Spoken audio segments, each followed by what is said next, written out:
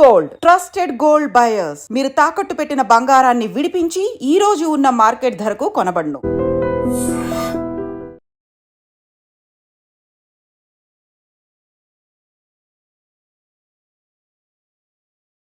ఆంధ్రప్రదేశ్ చిత్తూరు జిల్లాలో తీవ్ర విషాదకర ఘటన చోటు చేసుకుంది. ఆడుకుంటూ నీటి గుంతలో పడి ముగ్గురు చిన్నారులు ప్రాణాలు విడిచినటువంటి దారుణమైన ఘటన కుప్పం మండలం దేవరాజపురంలో జరిగింది.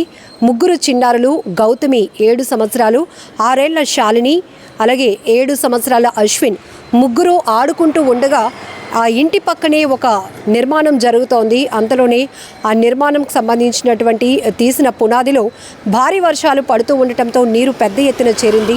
ఆ నీటి కొంతలో పడి ఈ ముగ్గురు చిన్నారులు ప్రాణాలు విడిచారు. దీంతో ఆ తల్లిదండ్రుల రోదన వర్ణనాతీతం.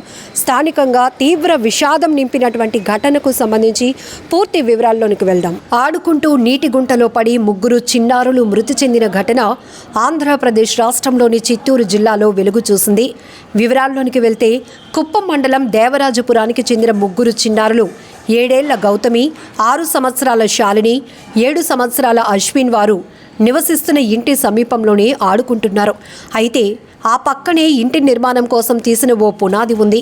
అయితే గత కొన్ని రోజులుగా ఆ ప్రాంతంలో వర్షాలు పడుతూ ఉండటంతో ఆ పునాది గుంతలోనికి భారీగా నీరు చేరింది.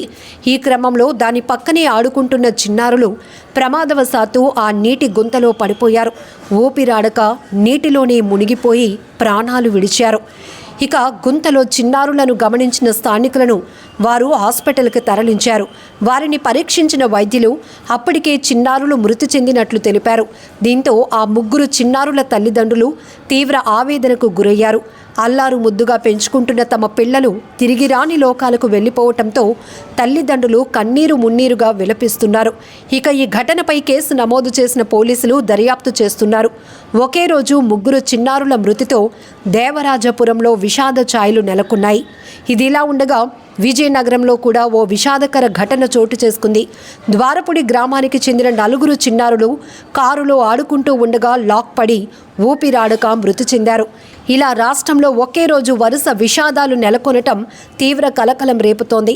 ఒకే రోజు 7 చిన్నారులు మృతి చెందటం రాష్ట్ర వ్యాప్తంగా విషాదాన్ని నింపింది. నిజంగా ప్రస్తుతం ఉన్నటువంటి సమాజం దేనికి ప్రయారిటీ ఇస్తుంది? ఆర్థిక సంబంధాల చుట్టూ మాత్రమే తిరుగుతోంది. మళ్ళీ ఎన్నికలంగానే చాలా విరక్తి కలుగుతాను.